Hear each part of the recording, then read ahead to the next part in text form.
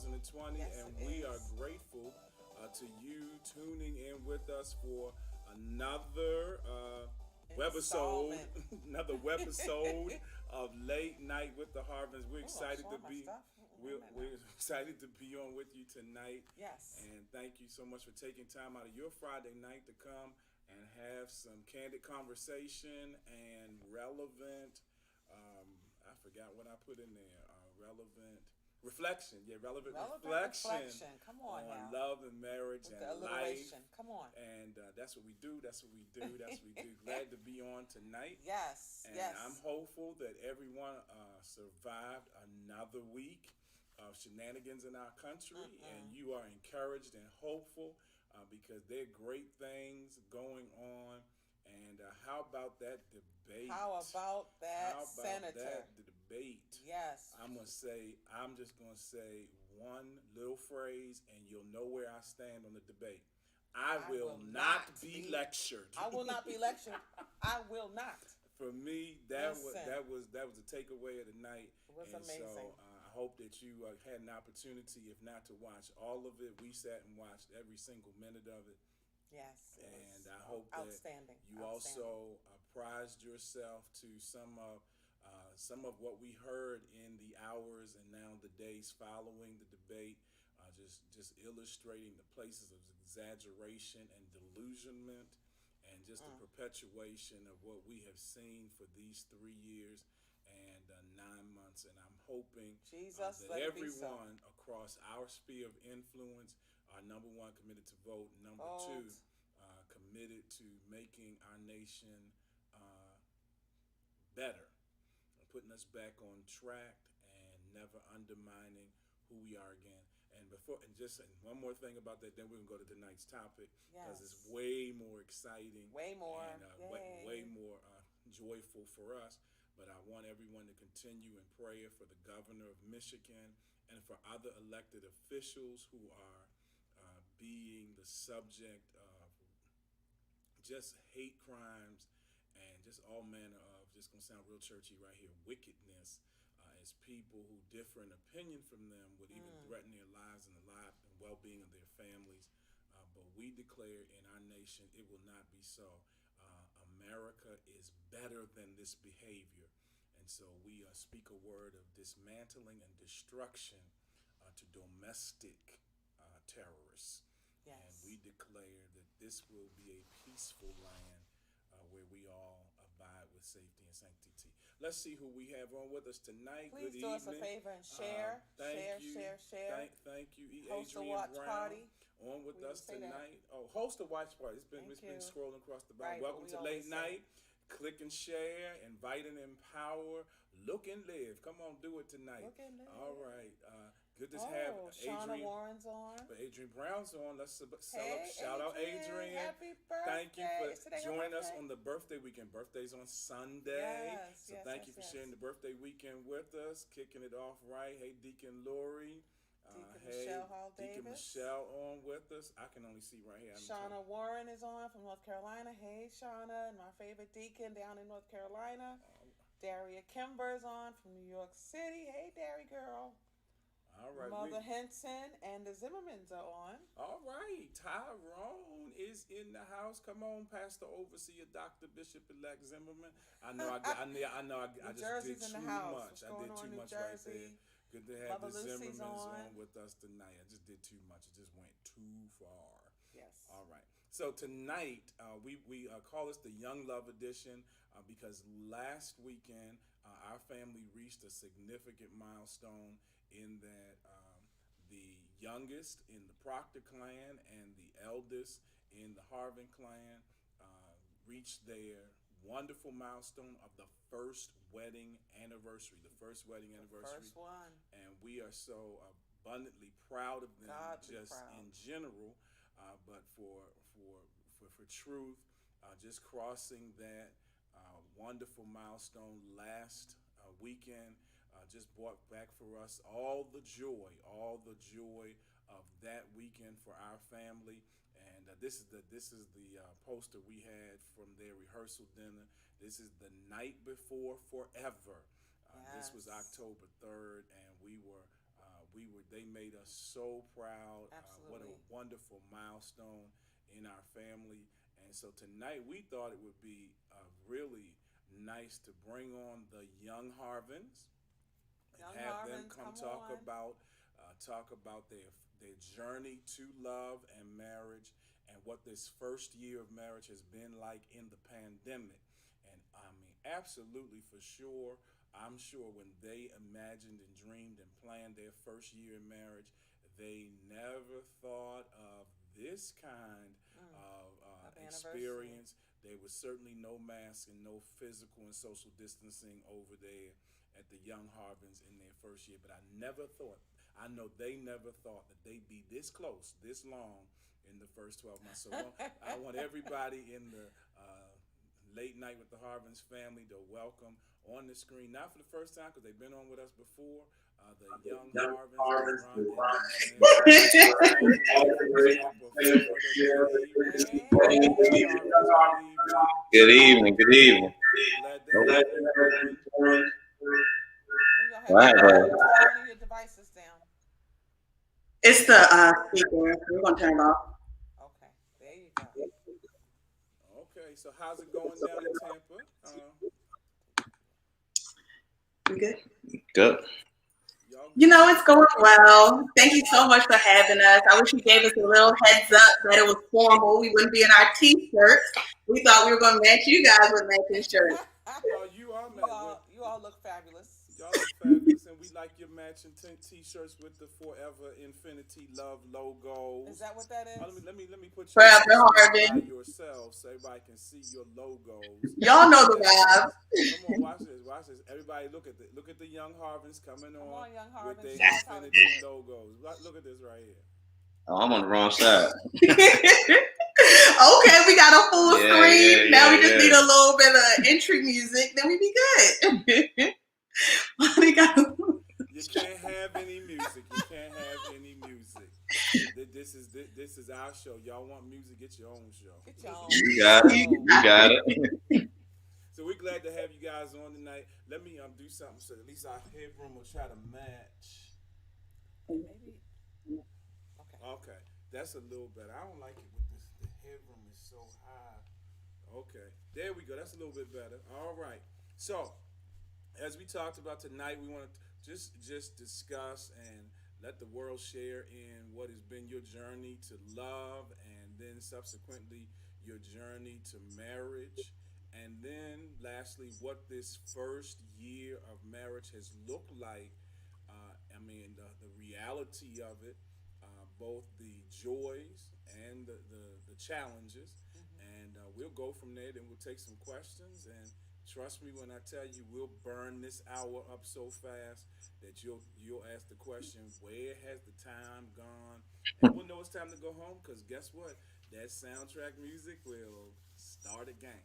So, talk about the journey. Look, I want you really to talk about, watch this, how you came together and nobody knew until it was something to know.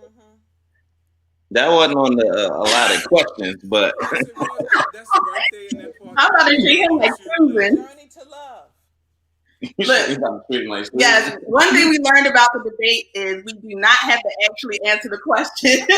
We have our own agenda. I love that I answer, love it. I Mrs. love Harvin. it. I I love love that that. answer. If that's what we're gonna do, follow the example of leadership in the land. I We can't can argue hear with that. a question clearly articulated and talk about something completely Totally different. off subject. Yep. But I'll answer that question. You know, Durant and I, people don't believe it, but we really did start as just friends. Like, Durant was my best friend. You know, he actually tried to hook me up with one of his friends, but when he saw that one of his friends was actually pursuing me, that's when he said, "Hold up, let me pump the brakes." You don't remember that?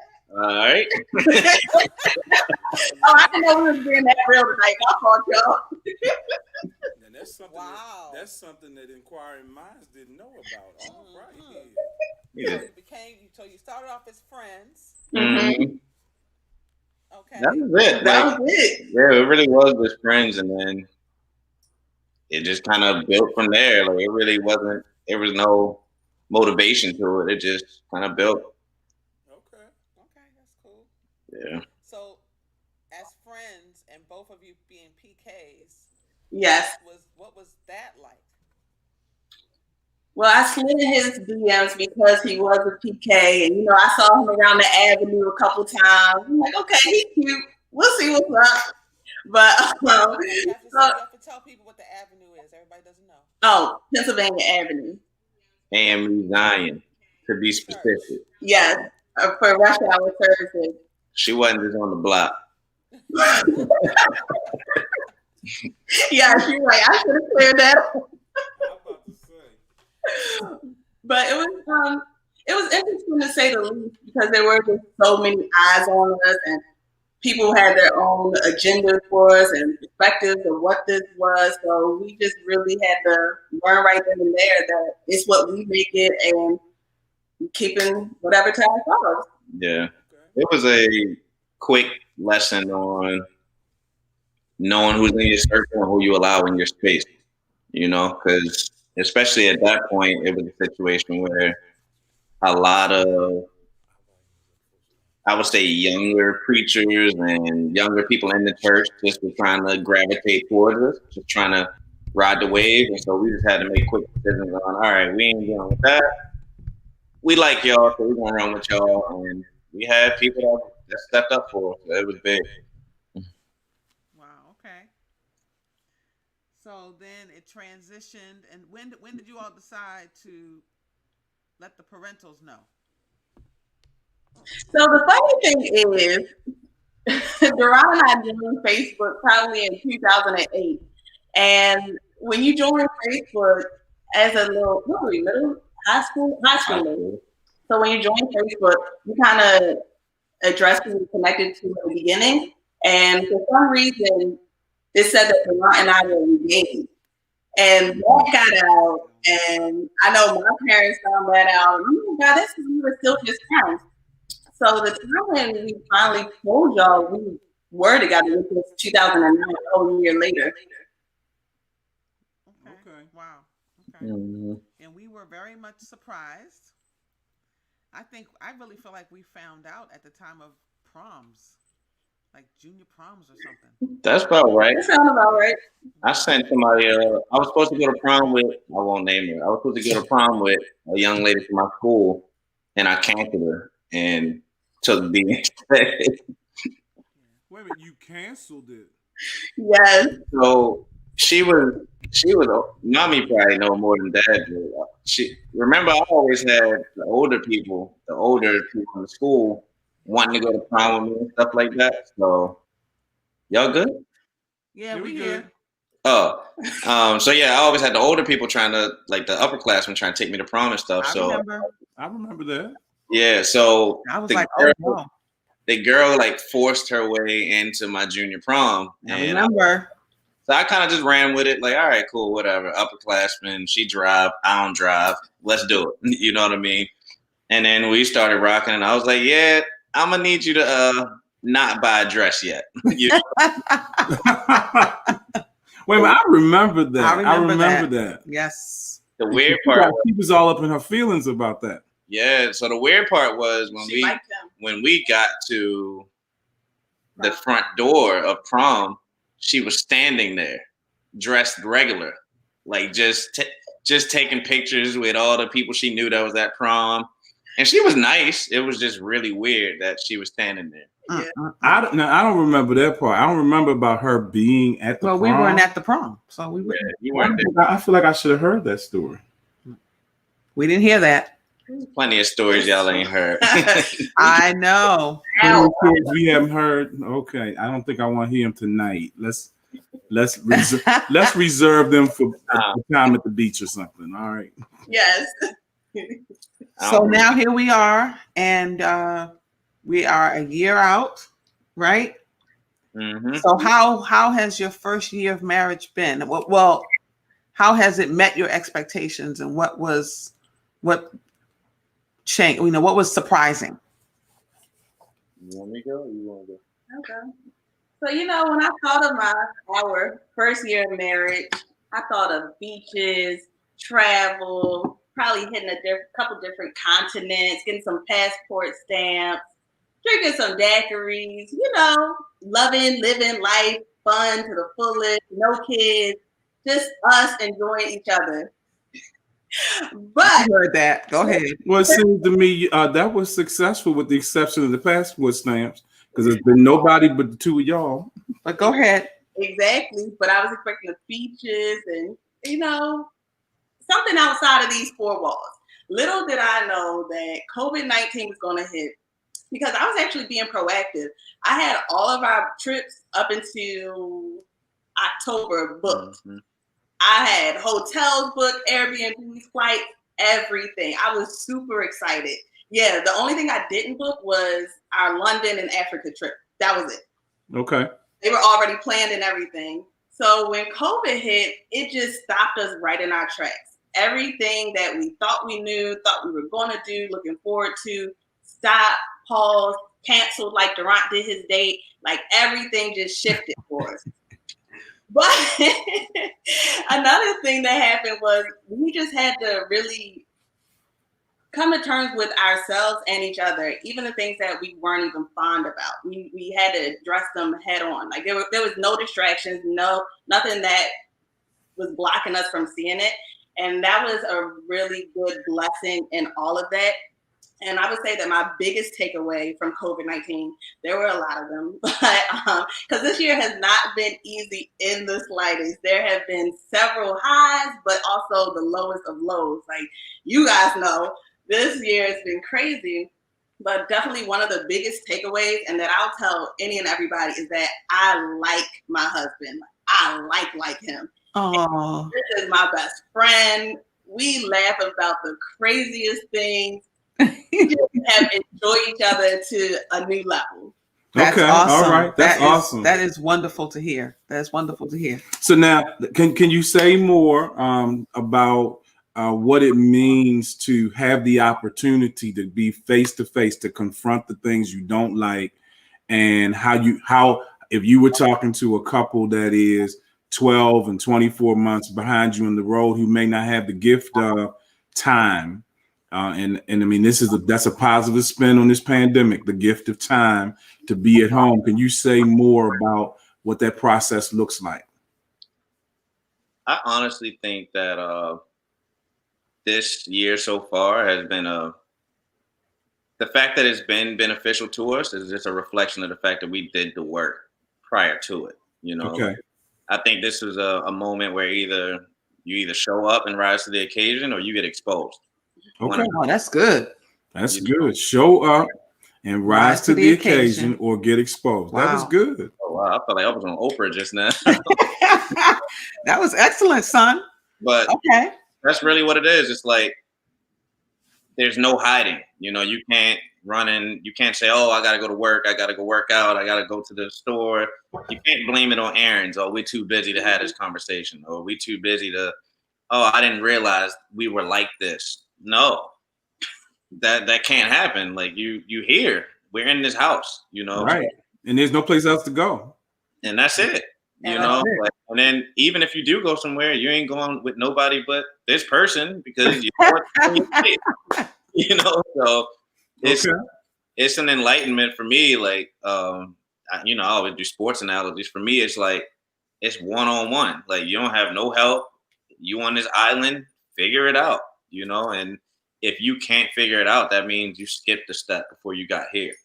Also, to touch on your point, what we would recommend to couples who didn't have this time and already 12, 24 months in, we actually did it with one of our close couple friends. Durant and I read a book that just shed so much light on us, and there were so many gems in it.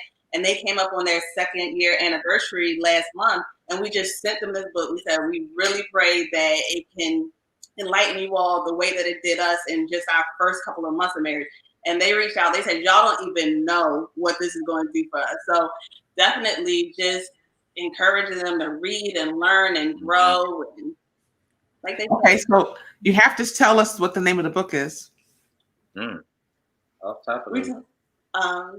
The Four Laws of Love. The 4 Laws of Love. The 4 Laws of Love. Okay, just so everybody can hear that. The 4 Laws of Love. And it's an easy read. It's a very easy read. We basically just went through each law, stopped, had a little breakdown of it, and then you move on.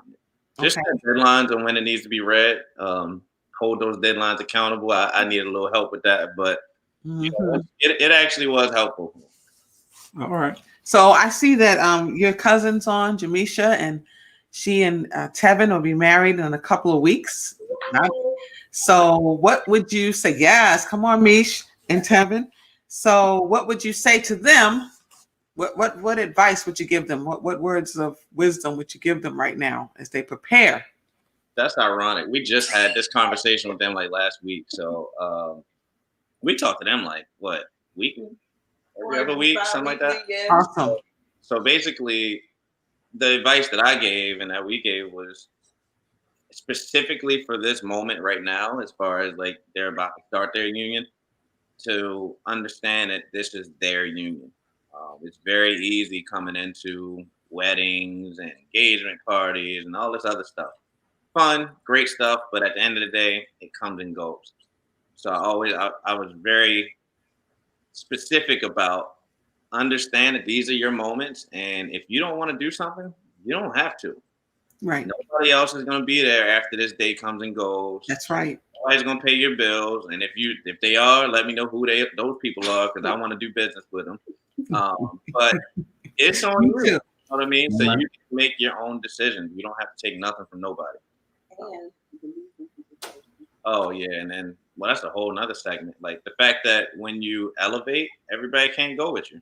You know. So say more about that. Say that one more time. Just say that and frame it that same way. When you elevate, everybody can't go with you. Yeah, everybody can't go with you when you elevate. So who are we leaving where they choose to stay? So go ahead if you want to go. It's your own people, your own family, your own friends. It can be anybody. Like, and so I was talking about this earlier with D. There's two sides of that I just thought about last night. Like it kind of woke me up in the middle of the night. One side is the obvious side that everybody knows is some people, they just can't come. Like some friends that you were with before you got married, some family that you was running with before you got married. Some of them can't handle it and they just disappear. Some people just can't handle your success. So they gotta go because it makes them feel a way about themselves. It's not even a reflection of y'all. It's a reflection of them. They can't see you happy because they know they're not happy. Right. So, wow. That's good, son. That's what it is. You know what I mean? And some of them got to go. And then, well, yeah. All right. all of them. That's what she said. The other side of that, and I actually just sent a tweet out earlier about it, was you got to understand when your presence for somebody is toxic for them as well. You know what I mean? So we always talk about, oh, they toxic, get them out. But what if you're toxic for them? You see what I'm saying? So Interesting. Pull yourself out of their life so that they can get better as well. Because not every third wheel that seems fun needs to be your third wheel right now. They might need to figure it out on their own, you know? So. Right. Well, I think that's a really healthy, two things you said. I think that last thing you said is very healthy to be able to recognize when sometimes extracting yourself is to the benefit of the other, which shows how really just self-effaced you are. You know who you are. You know what you bring to an equation. I thought that was powerful. And I think that that's a real sign of maturity. As a parent, I just ratcheted up in my pride level right there to another level, just to be able to say, I realize I'm not for everyone. The people I benefit, but for some people, just our combination organically isn't to their benefit.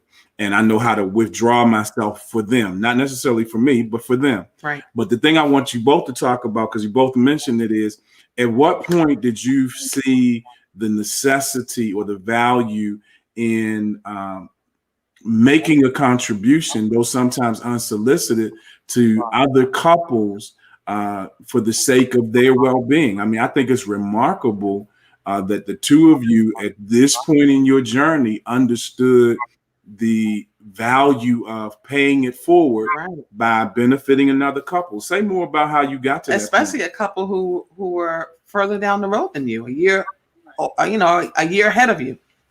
Yeah, talk more about that. Okay, absolutely. So this comes back to the whole COVID-19 conversation that we had. One of the things that Durant and I have really been diving into is our purpose. We know that we are both in such a unique situation. We were super fortunate and blessed to come from two-parent household. That is invaluable. The things that we saw, that we learned, how to talk to each other, how to disagree, how to resolve conflict. We saw that growing up. And even every day, we realize things that we didn't know that we learned growing up. They'll tell me, that's like your mom. I'm like, you know what? I did act like my mom because the old Diandra would have done it. But it's just so much that we are appreciative of because we were blessed to grow up in the situation that we did.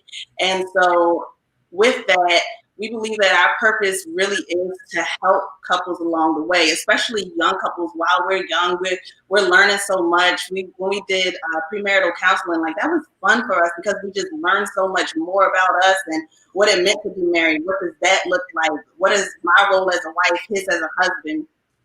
And then also, we love giving back, like you all said, and we saw some marriages in a very bad way. It was unhealthy, young marriages, and it hurt us to our core to see that happen. And so whatever we do, we want to protect our married friends. We want to help build that young Black married community, and that's important to us. That's a value. I love that. That's good. What do you say to millennials, not even millennials, just people who don't see the value in marriage or don't see the need for marriage? What would you say to them? Okay. Okay. You say okay. Just say okay. Honestly, and this, I'm a bit more progressive thinking when it comes to that. So in my mind, if you don't see the value in marriage, I would prefer you just not do it because you're gonna put somebody else through it that they don't deserve that. So if you're not in a place mentally where you feel like marriage is for you, then marriage ain't for you. Leave it alone. Okay. I respect that. I respect that. I feel like a lot of people just say that marriage isn't for them because they haven't found somebody that made them feel that way, or they're scared of what that means because they haven't seen a successful one yet. And so another part of what we've done a lot of is just understanding that fear is inevitable. There's no getting away from fear. Right. The matter is you have to figure out a way to deal with that fear. So either it's fight or flight. Either you fight through that fear and get to the next point, or you're paralyzed by fear. So a lot of that is just paralysis of I'm scared of marriage. So the only way I can live with that is just to say I don't like it. Okay. Wow. So I guess to put that in a nutshell, like to put a bow on it, deal with your fear. Like dive deeper into that. Like, are you actually against marriage in general and you just want to kind of float out here? Cool. Enjoy. Do your thing. Right. But if that's not real, get down to the core of what that is, or you'll just be stuck in this cycle of watching other people get married and you subconsciously, you actually want to do that, but you're just stuck in this world of, well, I'm scared of it, so I'm just going to talk bad about it. But everybody else what people don't realize, everybody else can see that you want it. Right. We can see it. So right. You're fooling nobody except yourself. Except yourself. Right. So deal with it. Young Harvin, speak. So I think again, you highlight this thread of self-awareness, which I think is so very valuable, regardless of what generation you find yourself. The whole notion of self-awareness can, and to that end, I don't want people to watch and listen to this conversation tonight and think, okay, they had an ideal upbringing because they came, as Diandra pointed out, from two-parent homes. And the Proctors this week celebrated, 41 years of marriage. We celebrated a few weeks ago 30 years of marriage. And so for some people, they sit back and say, okay, the deck was stacked for them. They didn't have any choice but to be successful. But to that end, I want you to be able to speak to as best as you can to those who didn't necessarily have the quote unquote ideal Huxtable reality. What are the things that the two of you in dealing and becoming forever Harvin. You know, and our motto, we call it love according to Harvin. That's our mantra and has been. We've given that as license to others to be love according to whoever. And so you are forever Harvin. What are the things that you do differently based on what you see? I mean, I appreciate and we appreciate and affirm and are grateful for the things that you saw and said, wow, I'm going to do the same thing. But what are the things that you saw that you said, I'm going to do this differently? Mm-hmm. And I'm going to, that's the question. And I want to frame it from this regard. Your whole principle and presence of self-awareness is the same on this side of the divide.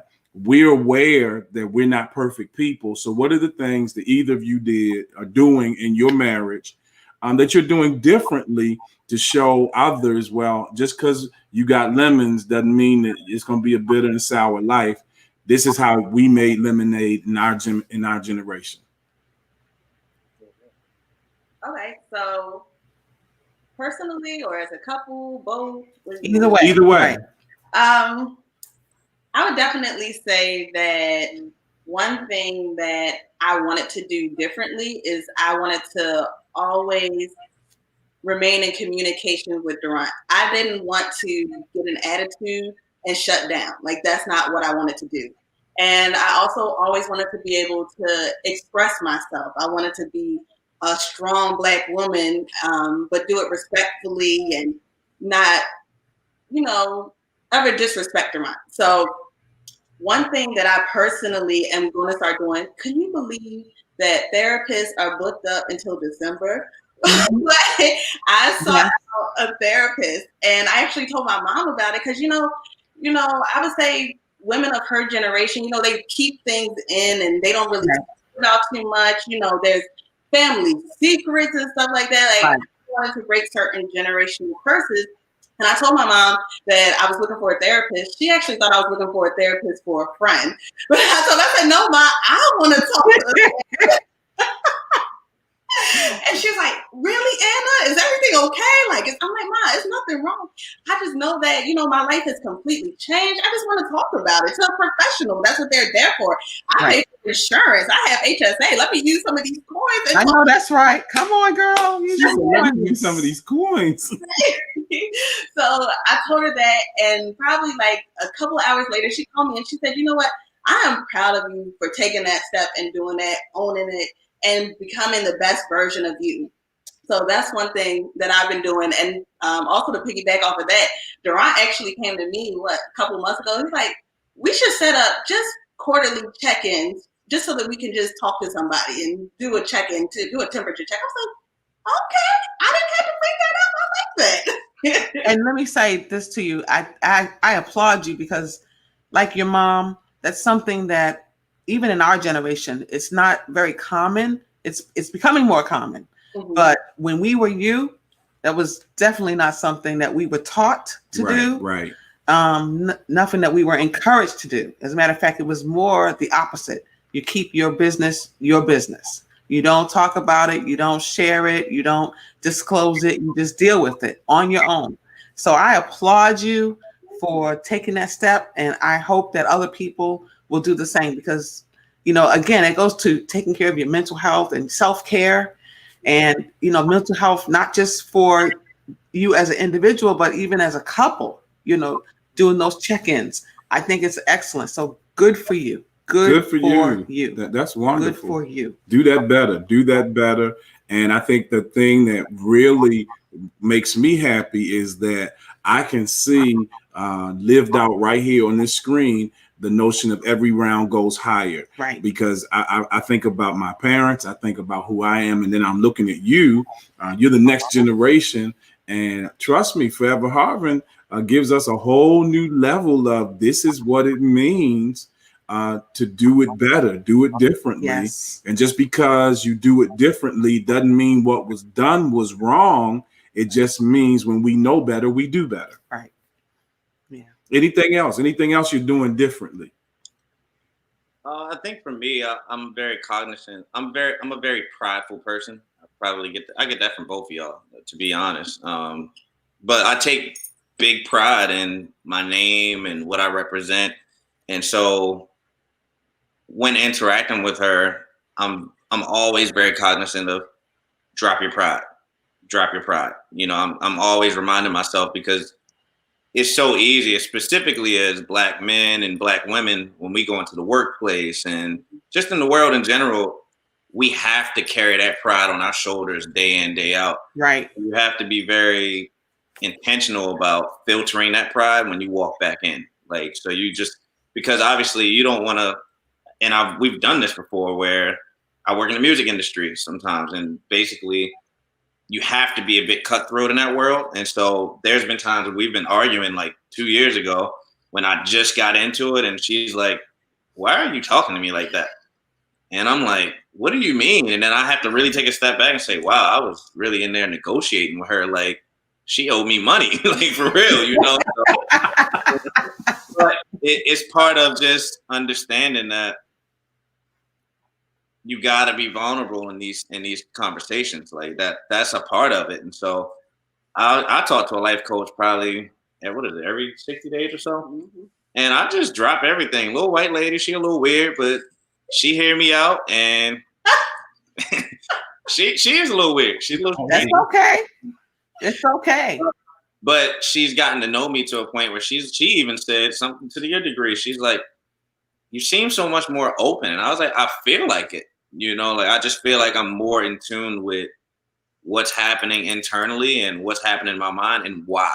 You know, because I feel like a lot of people can diagnose how they feel, but a lot of people don't go the next step of why do you feel that way. Right. There you go. Because you can deal with, you can put a Band-Aid on what's happening, but until you actually deal with why that's happening, right, it's gonna keep happening. It's gonna repeat. So that's what I think I'm doing different. I'm going to that next level. Where did that come from? And it could be something small as granddaddy showing up to a basketball game when I was 11, and it was the first time I seen him in 5 years. I'm like, wow, you remember that? But I can trace that back as to why I act a certain way about different things. You know what I mean? So right. Okay. Yeah. That's really good. That's good. Proud of you. Proud of both of you. Wow. That's good stuff. I mean, I think that one of my takeaways from tonight's conversation is the value of self-awareness. That's number one. Mm-hmm. And then the other thing that, I mean, and it'll sound redundant because we almost say it in every week of Late Night with the Harvins, every time we broadcast, is the importance of being friends with your partner.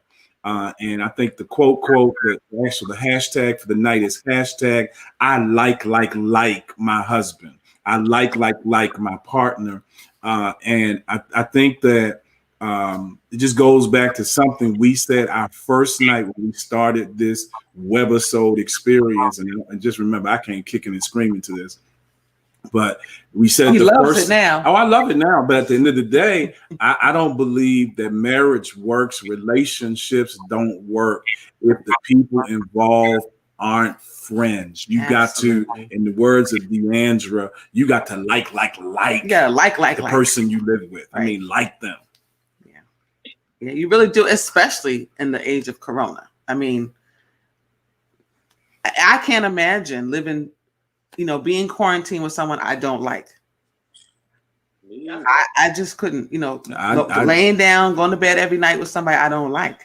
I mean, the image that comes to my mind, to be in quarantine with somebody you didn't like, I would just rather break the window and let the jagged glass just come and chop my neck off in the window pane. I just can't. I mean, that's just too much of your time, too much of your time spent with something you don't like. Now, to that end, another thing I want you to talk about is how are you all balancing the blessing of your marriage, your relationship, your friendship, and something that you just kind of gave us a window in, and your professional dreams and your professional demands. And I know y'all got a couple irons in the fire now. How are you balancing that? And you determine. I mean, this is just talk about this response. You determine how much you share in this context, but how are you balancing that? So from a professional standpoint, I mean, we're both ascending pretty quickly, corporate world. what we've also identified from having conversations with each other that ain't really what we want to do. So it's one of those things where so to answer your question in short, what we've done is we've had very honest conversations about here's where we are professionally and financially. Here's where we are. And then we have a conversation about where do we want to go? And it used to be a situation where it was just a money grab. Like everything was, let's get as much as we can so that we can do as much as we want to do. We were just ripping and running all the time. Slowing down has caused us to shift our definition of success. So now it's no longer, okay, if you offer me twice as much as I'm making now, I'm out. Now it's, well, I'll take the same amount, but can I get a little bit more freedom? Can I just run around and do what I want to do and just do my job and you ain't going to bother me? So that's more so where our mindset has shifted. So from a balancing standpoint, I guess that was more so like how our corporate world integrates with our daily life. But from a balance standpoint, we typically, when we off, it's off. Like I'm not checking emails unless it's money. Leave me alone, so we turn it off. Leave me alone. Yeah. And then we also make sure that we schedule time to talk about what it is that we want to do outside of our 9 to 5.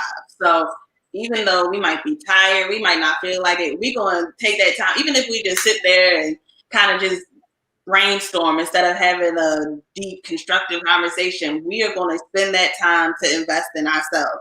So we make sure that we remain disciplined to that. Sometimes we do fall off, but we're going to remain disciplined to that. And, we got, like Durant said, we have a different set of goals, a new pair of eyes, vision to see what our next dream is. And so I'm very grateful to God for that. As Durant mentioned earlier, that comes with a whole new suitcase of fear.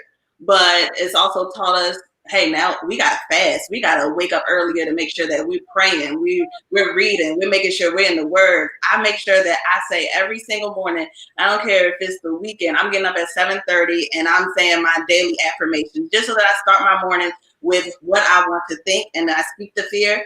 I might roll back and go to sleep, but I do that. So I get you. That's awesome.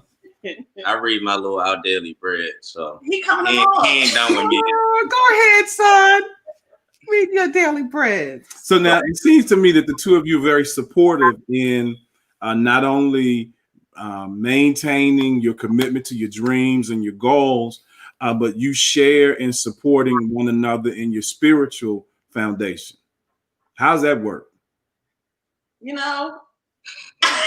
It's tough because I would like to be somewhere different than we are, but it works now. Every Tuesday, we say our prayers together. Durant gets 6 other nights out the week to say his prayer in the morning, whenever he wants to. But come Tuesday evening, we are saying our prayers together. And I just feel like we encourage each other by our actions. So if we stay committed to what we say we're going to do, whether that be reading, praying, fasting, whatever that is, that encourages the other person. So I used to try to beat the Bible over Durant's head. Not really, but I used to be like, come on, I need your help encouraging me. Like, come on. But it's us encouraging each other by doing what we're supposed to. It's good. So the difference between us in that regard literally can be traced back to she's AME Zion and we kind of just did our own thing. Because she has this very structured approach. And I'm more so, all right, it's lunch. I got 20 minutes. Cool. Let me do whatever I need to do real quick. And she's like, no, 6 o'clock every Tuesday and Thursday, we're going to read this doxology and Doxology. and I just can't operate. Nothing in my life is like that. So I just can't. That don't make sense to me. I'm like, you put me in a box. I can't do the box. Leave me alone. You know what I mean? So we've learned to meet somewhere in the middle. Happy medium now. The fusion of the two is powerful, though. Oh, yeah. Agreed. You got to have the learning and the burning, the structure and the strength. What do you say, Shondo? Kevin said, come on, doxology. Oh my goodness! Wow. So let me ask, when you think about the world that we're living in now, I'm interested to hear, how does the country look? How does it feel for you, given the fact that we're talking to dreamers, we're talking to people who work hard, but when you think about the Breonna Taylors, the George Floyds of the world, how is that impacting in your existential reality? What's the world look like right now, especially in light of the fact that we're, 25 days. we're 24 days from an election? How are you feeling right there, right now? I'm a bit torn. On one side, I'm very like, anytime an election comes up, and Devin can probably, I don't know if he's on here, but he can speak to this as well. The economy takes a hit. And so in my mind, millionaires are made when the economy sucks. So I'm trying to position myself for that. But on the other side, there's this, and I'm sure everybody feels it, there's like this weird energy that one bad thing and it can get real out here. Like it can get ugly. So I'm also like, I need to schedule some time at the gun range, just in case people want to act crazy. We live in Florida, so, and it's nothing but, them up and down my street, so I'm torn. I'm in both entrepreneurial mode and then I'm in defense mode. So I have to pick each day which way I'm going to go. Cause I'm an all or nothing. Like either I'm riding that way and I'm wearing it on my sleeve. And I did that for a while when this all first hit. And she was even like, you got to take a step back. Like, cause I was irritated over the smallest stuff at work. And cause it's one, I'm the youngest VP and I'm black. They looking at me. I'm showing up to Zoom meetings with a backwards cap, and they love the swag. But then they say little stuff. I'm like, wait, who are you talking to? Like, you know what I mean? So I'm turning my little Zoom video off, and I'm upset. You know what I mean? But so I got to pick an option. Either I'm gonna be, entrepreneurial, or I'm gonna be in, fight the power mode. So I'm torn, to be completely honest. Okay, that's fair. Okay. Diandra, that black woman. It's heavy for me. It's very heavy. I try to remain hopeful. That's all I try to do, because like Durant said, the moment one thing gets to me, it's bad, because I don't want to become hypersensitive to them, to some of my colleagues. And I also, I'm not going to act like I'm not black. You see this, we're here. And so a good amount of my colleagues have reached out to me. My job has put on a conversation, has established a stage for us to converse about it. So I very much so appreciated it. But that also is giving me a tap on my back, like, okay, D, it's time to go. It's go time. Like, let's lock in and get your stuff done so you can create your own destiny. Yeah. Okay. That's good. I think that's good. That's helpful to others. Well, we're at the point now where we only have single digit minutes remaining. And so I want to just kind of open up for questions. I mean, we've had a rich conversation. You all have dropped some really valuable nuggets for anyone watching today. But let's open it up to the web, to the world for questions. Let's see where we are. I want to just commend you while people are typing their questions into the comment lines.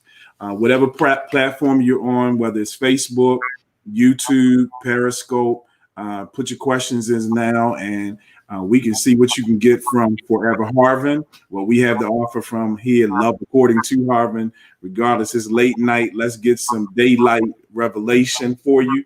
If you have any questions, please put them in now. But let me just continue, and let me applaud and affirm you in your quest of self-awareness and self-actualization. And just realize that The only thing that stands between you and your dream is you, because the power and the capacity to make it come to pass is already inside of both of you. And I believe together, you are the force of the kingdom to be reckoned with and to bring not only our families, but our people, and not just our people, our nation, to a greater awareness and actualization of what I think was a creed declared hundreds of years ago. Something for all people to find their place and their position prosperously at this hour. And I mean prosperously across the platform. Do we have any questions? I mean, no, I just got a lot of comments of how well spoken you guys are. Thank you, you two young people. Please be safe in Florida.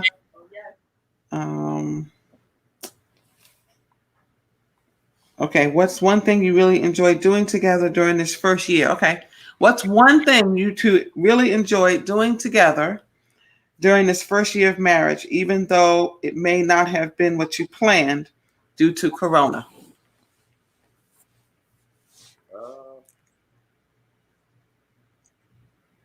One thing. I guess, I usually leave her behind on shows. So we've been doing better with watching shows together. Oh, okay. Oh, so you binge and just go ahead of her.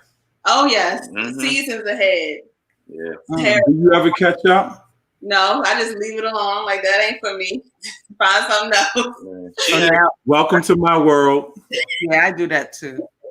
Terrible. She asks too many questions, though. Like, we'll be watching the show, and I'm like, pay attention, because this is one of those shows. This one too. You're going to be lost for the rest of the time. And then the time comes. Yes. But I wouldn't be lost if you didn't go out running ahead of me. Nah. This be situation where we side by side, and she want to be on her phone. I'm like, exactly. Pay attention. Walking out, he'll go out, walk out the room, come back in. What happened? Taking phone calls. I don't got time. You should pause. Exactly. I'm supposed to just pause my life. You want to take a call? So one thing that I enjoy is playing basketball with Durant. So the first couple times he beat me bad. But let me tell y'all, when I got my win, I hit him with the Kobe 3. It was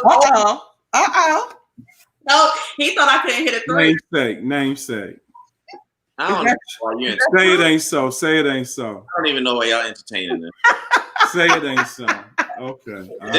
This like playing on the Fisher Price hoop. She ain't no traveling. She jumping up and down. I'm like, all right, you can go ahead. So she getting better, but no. I won a few times. Okay. Wow. You got it. She no candidate for a playoff ring just yet. Nah. She wouldn't even get picked up at the pickup line. Oh wow. Oh. That ain't right. That was shady. Oh, that was so many shades of darkness. All right. It's only factual. Okay. All right. What else we have? Right there? I don't know why. For whatever reason, I can see the broadcast. I can't see no comments today. Because you have it up to. I have it what? Me and technology not getting along today. I'm just trying to tell you. All is fair in love and basketball. Okay, Tev. Somebody's laughing at your Fisher Price comment, Durant. Sister Zimmerman. Well, everyone is saying how blessed they have been tonight. Thank you for having me. So look at the blessing you've been at your first anniversary. So if you could look into the crystal ball of forever Harvin, as it were, what's next? Well, we're working on a event series for young marriages. So be on the lookout for that. It'll be I'll spare details till we actually iron it out, but I got you. It'll be good. It'll have like actual curriculum to it. We'll go away somewhere and try to build up basically a clan of us. A community. A community of us. I'm loving it. I'm loving it. Building up a clan of you. I like that. y'all take this go and make disciples thing seriously. Y'all take that thing seriously. Yeah, we're trying to make it happen. It's a need out there because it is a need. It's a need. To our point, we've seen a lot of, I won't say a lot, we've seen a handful of marriages crumble before our eyes. And it boils down to simple stuff that if we can deal with it with a lot of people, they'll be all right. You know what I mean? And I'm not saying we perfect by any means, but right, we own our crap. You know what I mean? We own it. You know, so I think that's the big thing is, can you own it and deal with it? And I think that's what we're really trying to build as a environment where people can show up. And as long as you're willing to own it, we can help you get through it. But if you ain't willing to own it, I don't know if you need to come to that event because I'm not as nice when you come to that. Very good. Very good. Very good. I think that you all, what you have planned for young couples will be such a blessing to them. And again, when I think about us when we were you know, didn't even have that thought in mind. Not because we were selfish, but because, again, it wasn't something that was encouraged. So, you know, it was just survive. You get married and you work it out between the two of you and God, and that's it. And so for you all to be forward thinking as you are is amazing. I think it's amazing. So stay with it because people need it. We have seen a lot of marriages fall apart. We've seen it, you know, ministry marriages and non-ministry marriages just fall apart. And most times those people suffered in silence. You know, they didn't have mental health. They didn't think about going to mental health professionals to talk things through. They didn't have other couples that they could trust and talk things through. So they dealt with it on their own or did not deal with it on their own. And then it all just fell apart. So, you know, I applaud you. Again, it's such a need. It's such a need. And those of you who are not friends of the young Harvins, you know, find some couples, find someone where you can be honest with, you can be transparent, you know, with them. Find a mental health professional. I think it's so important, so vital to a healthy marriage, you know, is that you are a healthy person, you know, mentally, emotionally. So, yeah. And to that end, I really believe that what is a gift in this very hour, and I hate to sound redundant, but I'm appreciating seeing the progression in the generations. If we were at your age in survival mode, and now we look in your eyes and we see that we move from surviving to thriving, right? I believe that ought to be your mantra and your mandate. To bring couples, regardless of their age, into their thriving mode, to bring them into their thriving season. Because I think that for me, I'm sitting here saying, wow, if I were that smart when I was 20-something years old, where would I be now at 50-something year old? Yeah. And so it took us decades to get out of survivorship, so to speak, into thriving. And so I commend, I want to champion your efforts to thrive, to see what Forever Harvin looks like when Forever Harvin turns 10 and 20 and 30, and to see what seasons of thriving looks like. Because at that point, it makes it all worth it. It makes all of the years of challenge and struggle and surviving worth it. Because if I feel like I'm my grandparents' wildest dreams, I know what you two must be in the minds of your grandparents as their wildest dreams come true.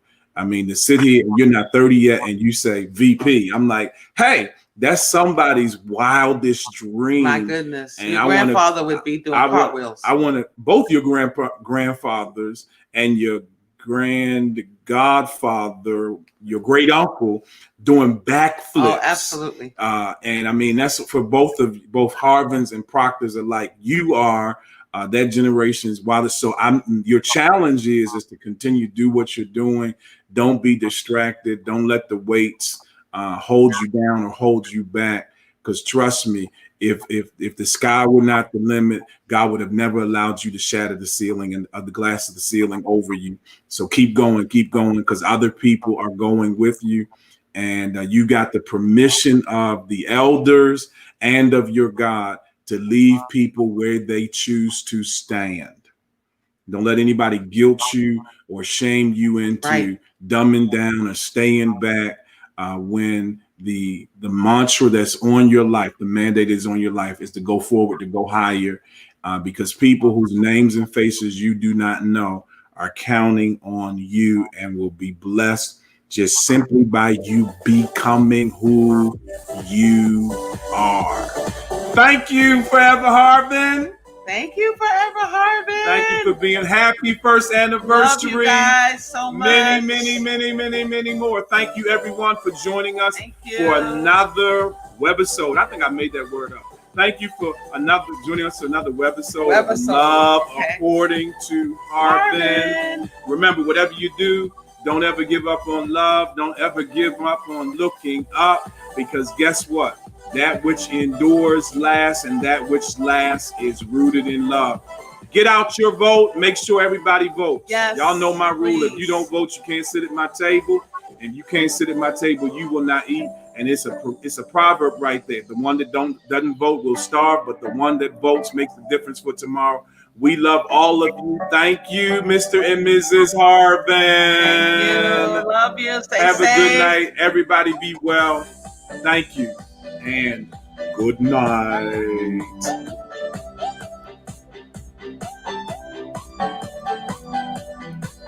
What's wrong with the mouse? The mouse won't want to work. Hey, good night. We love you. See you next week. Bye. Love you guys.